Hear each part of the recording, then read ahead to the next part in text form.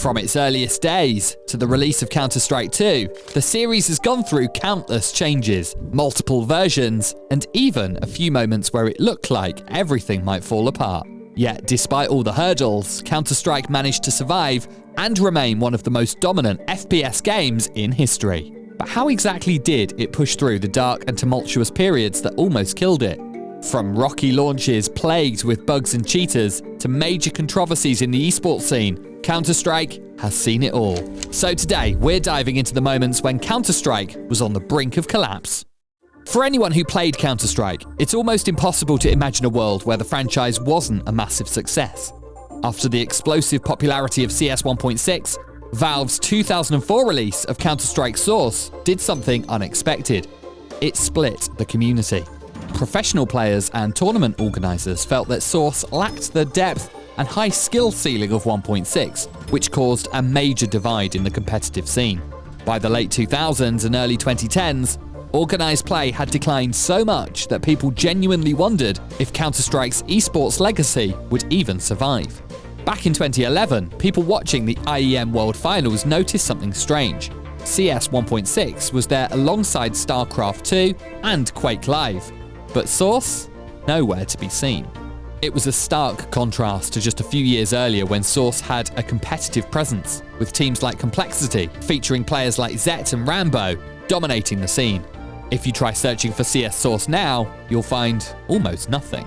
Competitive Source had all but vanished. What happened?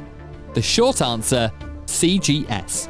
Its collapse wiped out Source's competitive scene almost overnight, leaving only ESEA to support it, but with dwindling interest, top players quitting or switching back to 1.6, and legendary teams like Complexity falling apart. While ESEA's prize pools were decent, they couldn't sustain the scene, and despite Source having a similar number of teams as 1.6 on paper, almost all top talent abandoned it. While CSS saw some success in North America and Southeast Asia, it barely made a dent in Europe. Some players tried it, hoping that's where the money would go, but the game's mechanics were so flawed that it never really took off. Meanwhile, competitive Counter-Strike as a whole had already been in a slow decline, and the veteran players who stuck around had no reason to leave 1.6 for a watered-down version. So, was Source ever truly alive in the competitive scene? For a brief moment, yes, but only because of CGS. Once that was gone, so was Source. Many old-school CS players gave it a shot, but most abandoned it after a few days, realizing it lacked the polished gameplay of 1.6 or even 1.5, depending on who you ask. In the end, CS was carried by 1.6, and when that era came to a close, it was CSGO that took the franchise to new heights. CSGO was supposed to be the great unifier, the game that would finally bring together the divided Counter-Strike community. But when it launched, it quickly became clear that neither side wanted anything to do with it. Things were so bad that even former pro players had openly expressed their dissatisfaction. James Banks, a former 1.6 pro, who later became a top CSGO broadcast talent, said this about the game. As a 1.6 player who never moved to Source and wanted to see our great game thrive, I was incredibly disappointed. It looked great, but it felt like they were trying to be Call of Duty, and I thought my great game was never going to return to its glory. The reaction from the Source side wasn't much better. I was friends with a lot of the UK Source players at the time, and the collective opinion was that the game was terrible, recalled Jackie Peters, now a well-known CSGO caster. It was a poorly made game designed as a Source port for consoles. The gameplay wasn't tight, the game was smeared in a thick layer of fog and blur, and it lacked all the creature comforts players love about CSGO today. Trying to merge two communities that had been at odds for years was never going to be easy. But the real problem was that CSGO simply wasn't good. During its early months, and even throughout its beta, many players seriously considered sticking with 1.6 or Source, as CSGO just didn't feel right. For a while, there was a very real fear that the game would fade away before it ever had a chance to take off. The first major match-fixing scandal in CSGO history unfolded on August 2014. In a CEVO Professional League Season 5 match between iBuyPower and NetCodeGuides.com. IBP, the heavy favourites, suffered an embarrassingly one-sided 16-4 defeat. From the start, something didn't add up, and of course people became more suspicious about the whole thing. Rumours of a fix surfaced almost immediately, but without solid proof, the story died out. That changed on January 16, 2015, when journalist Richard Lewis reignited the controversy with a bombshell report. Leaked evidence directly implicated multiple IBP players in betting against themselves and deliberately throwing the match. Through a joint investigation with CSGO Lounge employee Courtney Timpson, Lewis uncovered a series of high-stakes bets placed by Duke Cud Pham and Derek DeBorn, both closely tied with the IBP roster. The final nail in the coffin came from Shazam, who admitted he had been tipped off about the throw by Casey Foster, the founder of netcodeguides.com. Foster's site, as it turned out, was co-run by Dazed, IBP's captain, giving him both motive and means to orchestrate the scandal. On January 26, 2015, Valve responded with a statement titled Integrity and Fair Play, officially announcing indefinite bans for 4 IBP players, along with those involved in the scheme. The only IBP member to escape punishment was Skadoodle, who had refused to take a cut of the winnings. Valve later confirmed in 2016 that these bans were permanent. The 7 individuals banned were Duke Cud Pham, Derek DeBorn, Casey Foster, Sam, Dazed, Marine, Braxton, Swag, Pierce, Kevin, AZK, La Riviere, Joshua, Steele, Nissan. With both founders of Netcode Guides banned, the team they had built, Lex, Anger, Flom, Abe, and Hades, immediately dissolved, reverting back to the name Mythic. But the backlash didn't end there.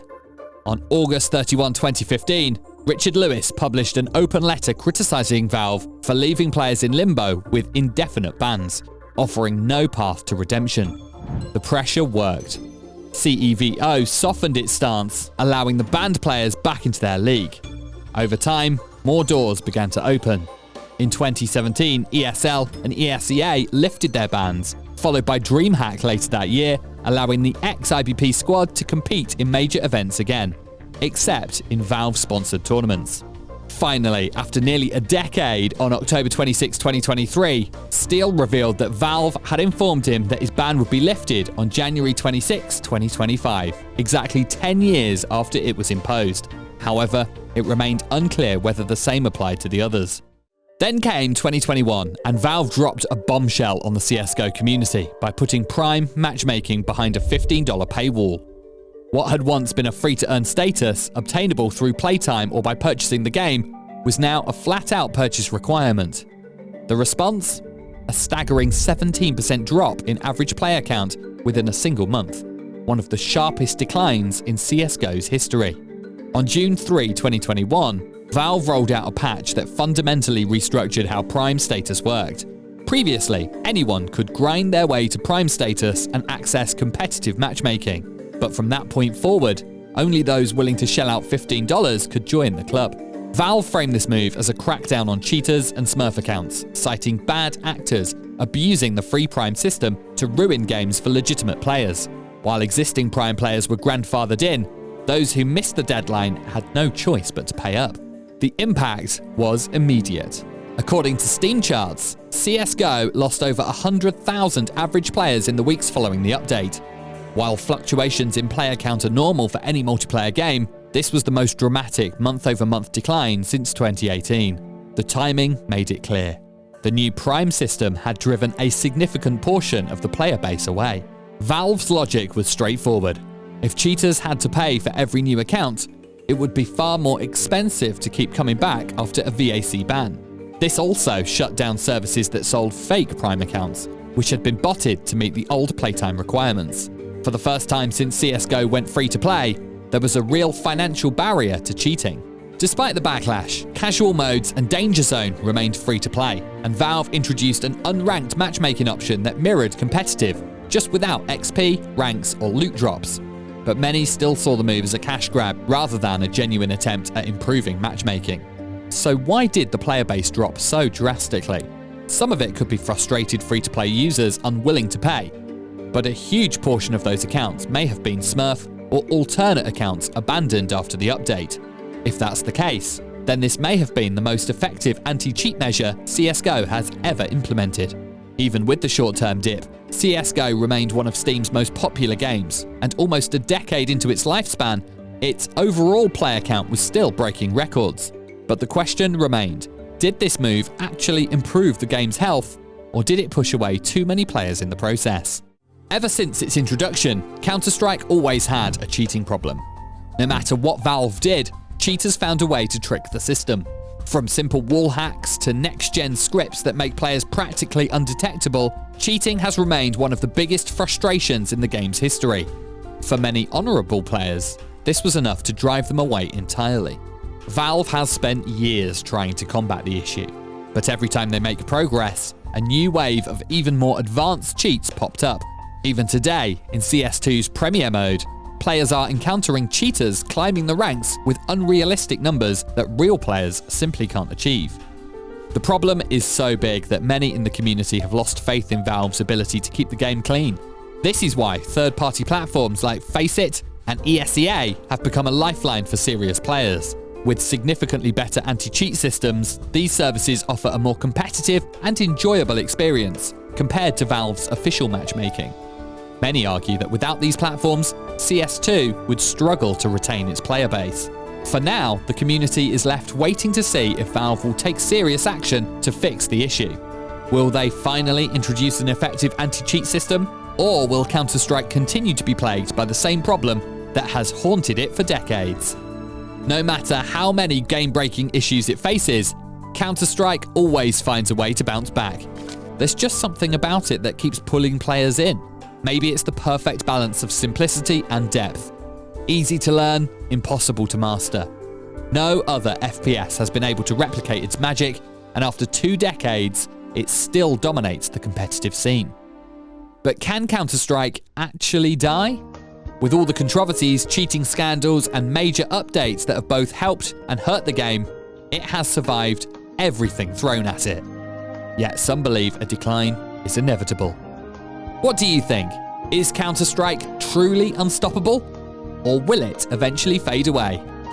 Let us know in the comments.